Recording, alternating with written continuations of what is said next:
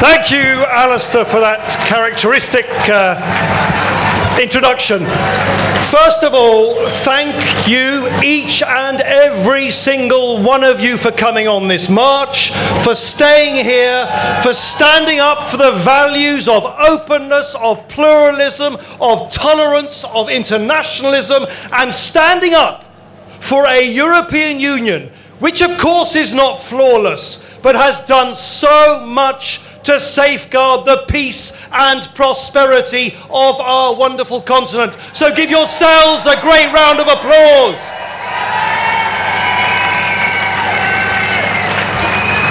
And I'd also like, I'm sure this has been done many times today, but it bears repetition. I'd also like, on your behalf, and I'm sure you'll want to join me, in paying tribute to the police and the emergency services who've done such a marvellous job today and have had to suffer such tragic and horrific circumstances just over there this earlier week. Give them a great round of applause.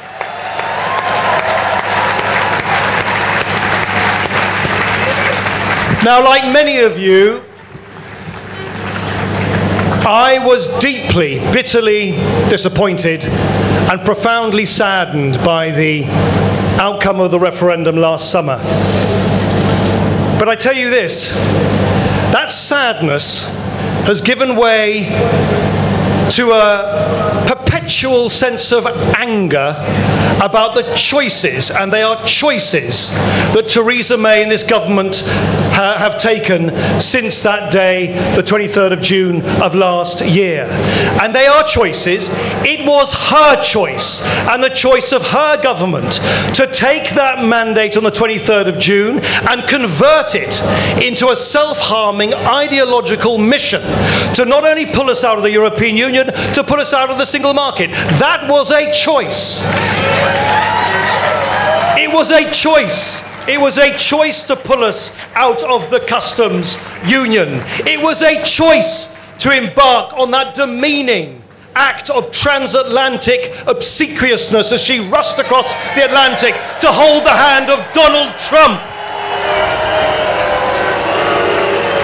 And it was a choice. It was a choice that she has taken to ignore you and to ignore 16.1 million people. That is more than have ever voted for a winning party in a British general election. She has chosen to ignore you, and that must not stand.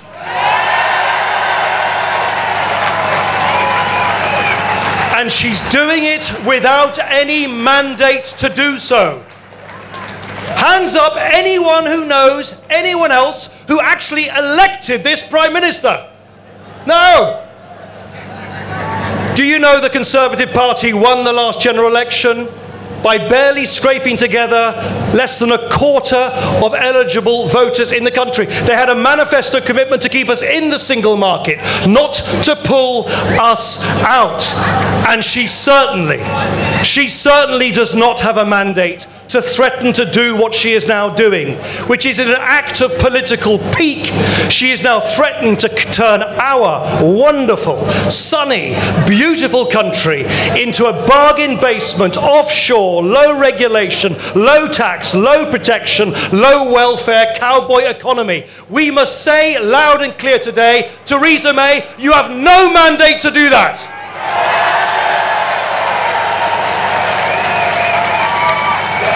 So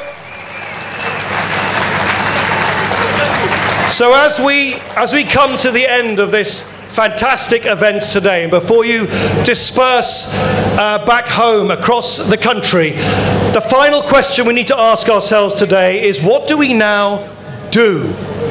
What do we do in the weeks and months and years ahead? And in my view, the most important thing of all is this: we have to hold these people to account. They have told the British people that they will receive £350 million per week in the NHS as we leave the European Union. They have told the British people that an economic utopia beckons. They have told the British people that a plethora of new, sparkling new trade agreements across the world, from Papua New Guinea to the United States, beckons as we destroy those precious trade links in our own European Union. But above all, we need to hold them to account for this. And this is the final and most important thought I want to leave with you. Young people don't want hard Brexit. Young people voted in huge numbers. They did not abstain. They did not abstain, as the right-wing commentariat keeps saying. They came out in huge numbers, and 3/4 more of young people between the ages of 18 and 24 said, no, we don't want to leave the European Union. This is not the future we want. And we need to hold this government, and we need to hold the Brexit press, and we need to hold these unaccountable vested interests in the Daily Mail and all those rotten newspapers to account, because they are driving our country towards a future which those who have to inhabit the future do not want. So hold them to account for the sake of our children and our grandchildren.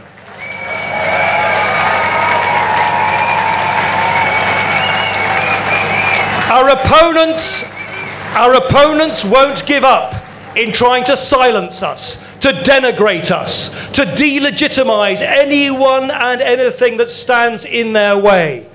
But the fight for openness, the fight for a generous, spirited attitude towards the world, a fight for the tolerance and pluralism that we all believe in, a fight for openness, tolerance and unity must go on. Thank you.